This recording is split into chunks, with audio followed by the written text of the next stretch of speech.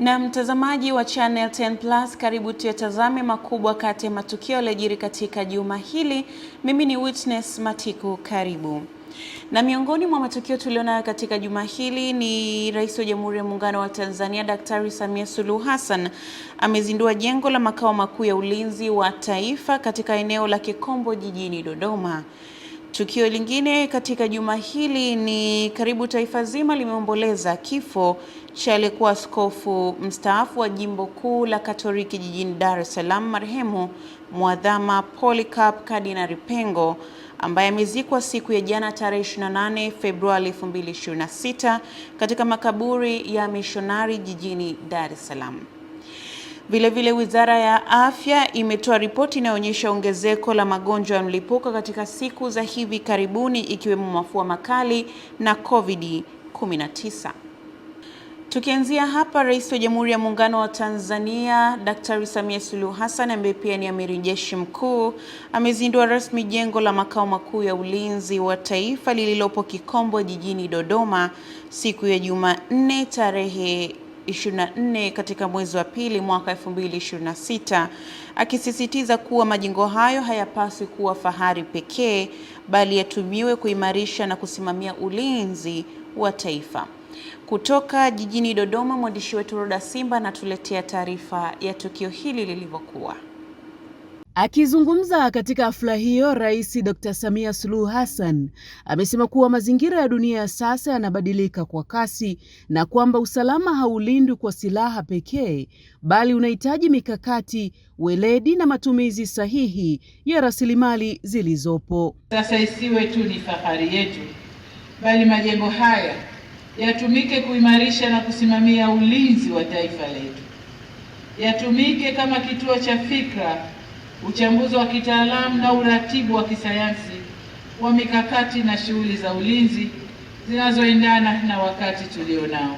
Aidha, Rais Dr. Samia amewataka maafisa wa jeshi kuishi na kuzingatia misingi ya kiapo chao. Moyo kabla ya silaha, mwisho wa kunukuu.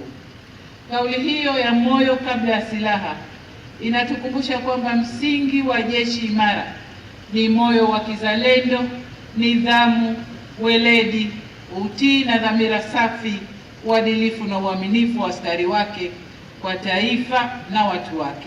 Kwa upande wake, mkuu wa majeshi ya ulinzi Jenerali Jacob Mkunda amesema ujenzi wa makao makuu hayo imegharimu bilioni 121 na umetekelezwa na kikosi kazi cha Jeshi la Kujenga Taifa JKT pamoja na Jeshi la Wananchi JWTZ. Jengo kuu la makao makuu ya ulinzi wa taifa linajumuisha ofisi zote za Wizara ya Ulinzi na Jeshi la Kujenga Taifa pamoja na ofisi zote za makao makuu ya jeshi kwa maana ya ngome. Jengo limejengwa kwa ubora na usalama wake ni wa hali ya juu. Jengo linayo miundombinu yote muhimu kwa ajili ya ulinzi wa jengo lenyewe, lakini pia na wale wanaolitumia.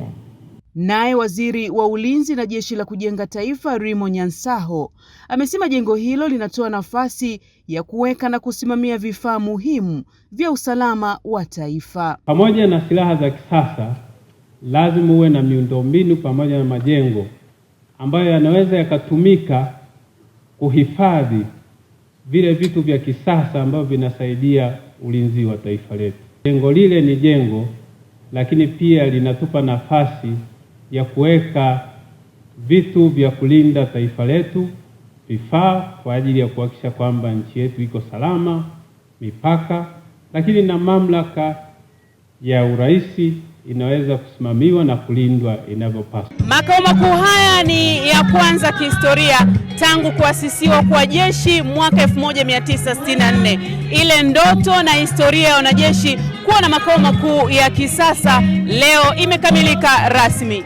Na katika tukio jingine katika juma hili ni mwili wa askofu mkuu mstaafu wa Jimbo Kuu la Katoliki Dar es Salaam Mwadhama Polycarp Kardinali Pengo umewasili siku ya jana asubuhi katika kanisa kuu la Mtakatifu Yosefu ukitokea hospitali ya Jeshi Lugalo jijini Dar es Salaam. Umati wa wananchi wa Dar es Salaam, viongozi pamoja na watu mashuhuri wamejitokeza kwa ajili ya kutoa heshima zao za mwisho kwa kiongozi huyo wa dini. Zoezi hilo limeanza tangu saa 3 asubuhi siku ya jana na limeendelea hadi saa 7 mchana, na baada ya hapo kukawa na misa takatifu, huku waumini wakiendelea kutoa heshima za mwisho hadi saa 10 jioni. Taarifa iliyotolewa na Askofu Mkuu wa Jimbo Kuu la Katoliki Dar es Salaam, Jude Taudetus Ruwaichi, amesema misa nyingine ilifanyika jana jioni na mwili ulilala kanisani na waumini waliruhusiwa kukesha kwa sala kanisani hapo.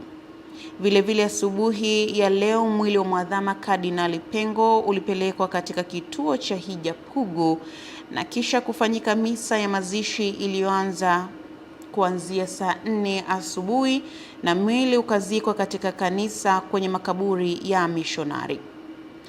Mwadhama Kardinali Pengo alifariki Februari 19 wakati akipatiwa matibabu katika taasisi ya moyo ya Jakaya Kikwete JKCI.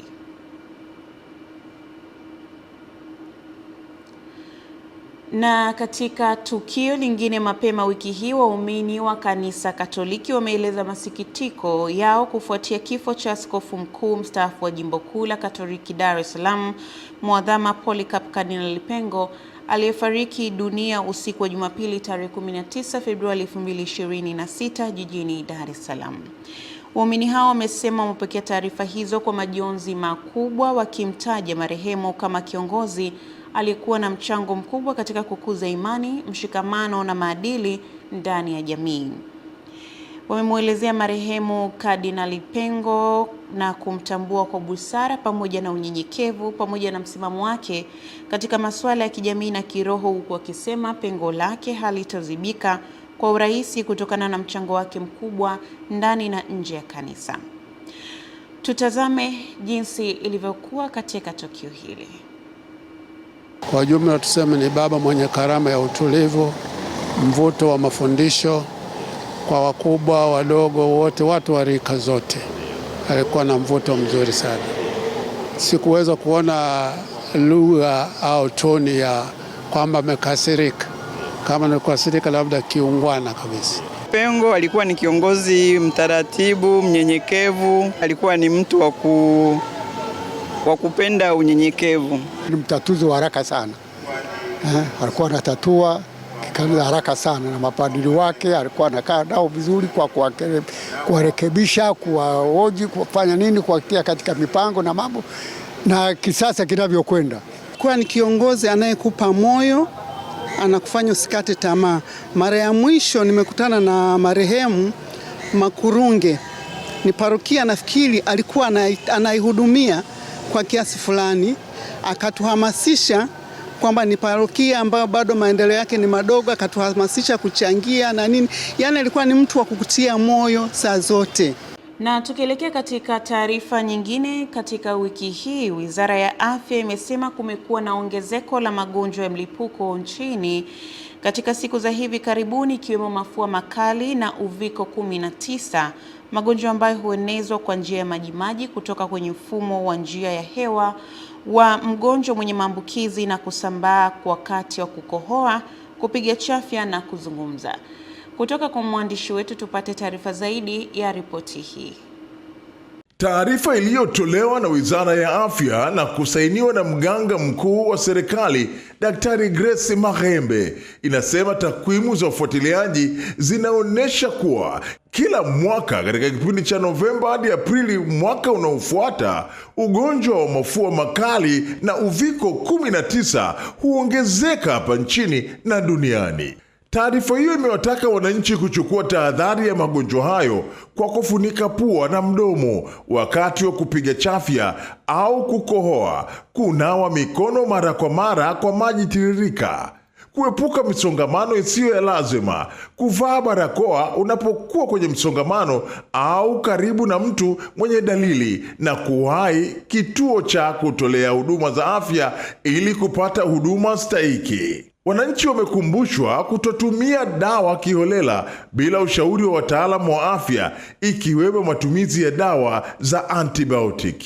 Aidha, Wizara ya Afya imetahadharisha kuhusu uwepo wa homa ya dengue, hasa kutokana na kipindi hiki cha mvua za masika ambayo huambatana na uwepo wa mbu wengi ambao huuma majira ya asubuhi, mchana na jioni na kueneza vimelea vya ugonjwa huo. Wananchi wametakiwa kuharibu mazalia ya mbu katika maeneo yao, ikiwa ni pamoja na makopo, vifuu vya nazi na madimbwi, huku wakihakikisha wanavaa nguo zinazowakinga na mbu na kuweka nyavu kwenye madirisha ya nyumba zao. Wizara hiyo pia imewataka wananchi kuchukua tahadhari ya kujikinga na ugonjwa wa kipindupindu kwa kuchemsha maji ya kunywa, kuosha matunda kabla ya kula, kutunza mazingira na kuepuka uchafuzi wa vyanzo vya maji. Salumu Mkambala, Channel 10.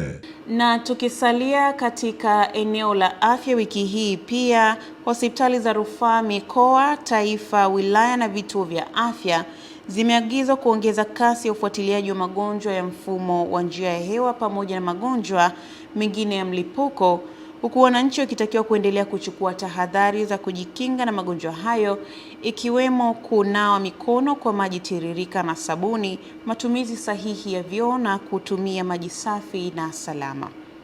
Wito huo umetolewa na mganga mkuu wa serikali Dr. Grace Maghembe, ambaye pia amewashukuru wadau na kuendelea kushirikiana na serikali katika kukabiliana na changamoto ya magonjwa ya mlipuko, wakiwemo shirika la afya duniani WHO pamoja na shirika la kimataifa la PATH.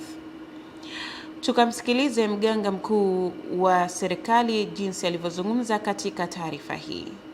Kupitia afua hii ya ufuatiliaji wa magonjwa au surveillance ya magonjwa ya mfumo ya hewa, tumeweza kutambua na kubaini vimelea mbalimbali ambavyo vinasababisha magonjwa mbalimbali ya mfumo wa hewa. Na hatua hizo ndio zimetuwezesha sasa kuja na mikakati ni namna gani tunakabiliana na haya magonjwa mbalimbali ambayo yanatokana na maambukizi ya mfumo wa hewa.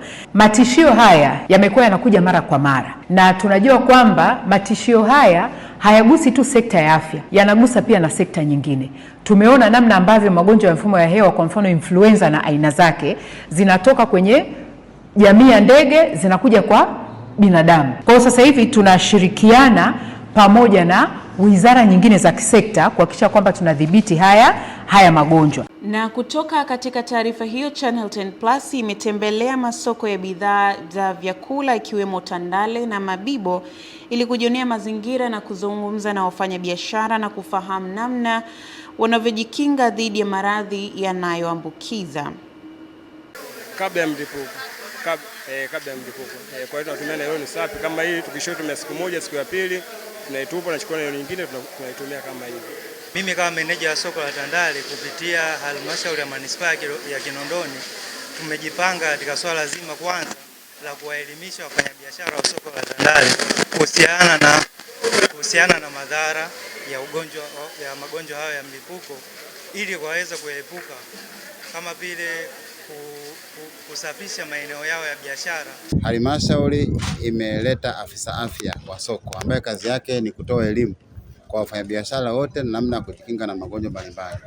Lakini pili, halmashauri imeweza kuboresha miundombinu ya soko kwa kujenga mitaro ambayo hapo awali maji yalikuwa yanaingia sokoni na kutuama sehemu mbalimbali za biashara, lakini sasa hivi maji yakija huko sokoni yanaondoka moja kwa moja. Kwanza kabisa huwa tunafuata agizo la serikali kwenda kupima afya, ambayo kisheria huwa tunapima baada ya siku 180 ambayo ni sawa na miezi 6. Kisha maliza hapo kwenye swala la afya, tunakuja usafi wa mazingira yetu. Na sasa kabla ya kwenda kimataifa, tumalize na taarifa hii kitaifa, ambapo serikali wilayani Tabora imeanza utekelezaji wa mpango maalum wa kuwatambua watoto wanaoishi katika mazingira ya mtaani na kufanya shughuli zao kwa lengo la kuwarejesha katika mfumo wa elimu na kuwapatia malezi bora kwa mustakabali wao, na tayari watoto 21 wamefanikiwa kufikiwa. Mwandishi wetu Adela Moses anatutaarifu zaidi kuhusu tukio hili. Juma moja lililopita chombo hiki kiliripoti taarifa ya mkuu wa mkoa wa Tabora Bwana Paul Chacha ya kutangaza msimamo wa mkoa huu kwa kuwataka wakuu wa wilaya kuhakikisha wanawakamata na kuwarudisha shule watoto wote wanaozurura barabarani na kuomba mitaani, kwani wengi wao inadaiwa wamekuwa wakijihusisha na uporaji. Mtoto yeyote atakayekutwa yupo mtaani anaomba, huyo mtoto akamatwa, tuonyeshe wazazi wake, tuwafungulie mashtaka. Nataka tumkute shule, awe na uniform, hana uniform. Kufuatia jambo hilo, mkuu wa wilaya ya Tabora Bi Upendo Wela ameanza kufanya kazi utekelezaji huo, ambapo leo akizungumza katika baraza la madiwani la robo ya pili ya mwaka 2025-2026 amesema hatua hiyo ya kuwatafuta watoto hao ni sehemu ya mikakati ya serikali ya kuwaondoa watoto katika mazingira hatarishi na kuhakikisha wanapata haki yao ya msingi ya elimu na malezi salama. Kwa hivyo walitambuliwa watoto 21, kati yao 15 wamekutanishwa na wazazi wao na kupewa elimu na wazazi kuonywa kwamba wasionekane tena wakirandaranda watoto wao mitaani na kufanya hizo biashara. Aidha, katika hatua nyingine, mstahiki meya wa manispaa ya Tabora Gulam Deuji amewataka madiwani kuhakikisha kila mtu anasimama katika nafasi yake na kutimiza wajibu wake ili kuweza kupata maendeleo katika halmashauri hiyo, huku mwenyekiti wa Chama cha Mapinduzi CCM wilaya ya Tabora Muhammad Katete akiwataka kuwa waadilifu katika kazi zao. Ni lazima kila mtu atimize wajibu wake. Ukitimiza wajibu wako unakuwa salama. Yeye ni mweka hazina, atimize wajibu wake mweka hazina. Sijui mhasibu wa mapato, atimize wajibu wake ili ziende zitusaidie. Tuwe waadilifu, wazalendo. Kiongozi au mtumishi yoyote. Shukran sana Adela Moses, na kwa taarifa hiyo tunaenda kuangazia yale makubwa yaliyojiri kimataifa, ambapo Rais wa Marekani Donald Trump amepandisha ushuru hadi 15% kwa bidhaa zinazoingizwa Marekani, ikiwa imepita siku kadhaa baada ya majaji 6 wa mahakama kuu kuamua kuwa ametumia vibaya mamlaka yake ya uraisi kutoza ushuru. Tukaisikilize taarifa hii jinsi ilivyokuwa.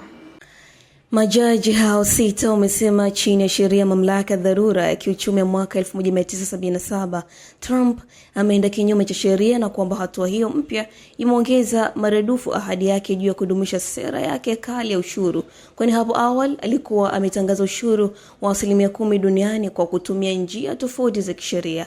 Habari zinasema hatua hiyo ya kuongeza ushuru hadi 15% huenda ikasababisha wasiwasi zaidi, wakati ambapo Trump akiendelea na vita vyake vya kibiashara ambavyo amevitumia kushinikiza na kuziadhibu nchi rafiki na ambazo si rafiki kwa Marekani. Nchi kadhaa zimesema zinatafakari uamuzi wa mahakama kuu ya Marekani na hatua aliyochukua Trump baada ya uamuzi huo, huku Rais wa Brazil Luiz Inácio Lula da Silva akimsihi Trump kuzitendea nchi zote kwa usawa na kusema kwamba dunia haitaki vita baridi mpya, huku kansela Jerumani Friedrich Merz akisema atafanya mazungumzo na washirika wa Ulaya ili kutangaza msimamo wazi wa Ulaya na juu ya kutoa majibu ya pamoja kwa Marekani kabla ya safari yake nchini humo mapema Machi. Wakati hayo yakiendelea, na wabunge wa Umoja wa Ulaya wameamua kuahirisha kupitishwa kwa mpango wa kibiashara kati ya umoja huo na Marekani kutokana na kutokuwa na uhakika kuhusu sera ya ushuru ya Rais Donald Trump. Msemaji wa halmashauri kuu ya Ulaya Olof Gill amesema Brussels haiwezi kuchukua maamuzi zaidi hadi itakapopata ufafanuzi kutoka Washington, huko kamati ya biashara ya bunge la Ulaya ikipanga kupiga kura kuondoa ushuru kwenye bidhaa za viwandani za Marekani, hali iliyosababisha kura kuahirishwa. Rais wa halmashauri kuu ya Ulaya Ursula von der Leyen amefikia makubaliano na Trump mwezi Julai mwaka jana kwa ajili ya ushuru wa juu wa 15% kwa bidhaa nyingi za Ulaya zinazokwenda Marekani. Lulu Ali, Plus Weekend. Shukran sana Lulu Ali. Na katika taarifa nyingine kimataifa, ni Mexico imethibitisha wanajeshi wamemuua mbabe wa ulanguzi wa dawa za kulevya Nemesio Oseguera almaarufu kama El Mecho, ambaye alikuwa mmoja wa watu wanaosakwa sana nchini Marekani. Tupate undani wa taarifa hii. Jeshi limesema Nemesio Esengwera alikuwa kiongozi wa mtandao wa Jalisco New Generation mwenye umri wa miaka 59 aliyejeruhiwa katika mapigano na wanajeshi katika mji wa Tapalpa na kufariki alipokuwa akisafirishwa hadi Mexico City. Hapo awali, katika harakati za kumtafuta, mamlaka zilitangaza zawadi ya dola milioni 15 za Marekani kwa yoyote mwenye taarifa za aliko, ambapo hivi sasa mamlaka zimefanikiwa kumdhibiti. Mbali na Osengwera aliyejulikana kama Elimencho kuwa mbabe mkubwa wa dawa za kulevya wa Mexico, wengine ambao wameangushwa ambao ndio waanzilishi wa genge la Sinaloa ni Joaquin El Chapo Guzman na Ismaili Zambada. Wote wawili sasa wanatumikia kifungo nchini Marekani. Kufuatia habari za kifo chake, kumezuka vurugu nyingi mjini Mexico, huku wafuasi wake wakifunga barabara katika majimbo 20 na kuchoma magari na majengo. Baada ya tukio hilo, wanajeshi 10,000 wametumwa mitaani kukomesha ghasia kufuatia kifo cha mlanguzi huyo wa dawa za kulevya Elimencho nchini humo, ambaye amesababisha vifo vya watu wengi. Waziri wa usalama Omari Garcia Harfuch amesema kiasi cha maafisa 25 wa jeshi la ulinzi wa taifa wameuawa katika mapigano yaliyozuka na kusababisha mlinzi mmoja wa gereza, afisa wa ofisi ya mwendesha mashtaka wa serikali na washukiwa 30 wa kundi la uhalifu alilokuwa akiongoza Osengwera pia waliuawa.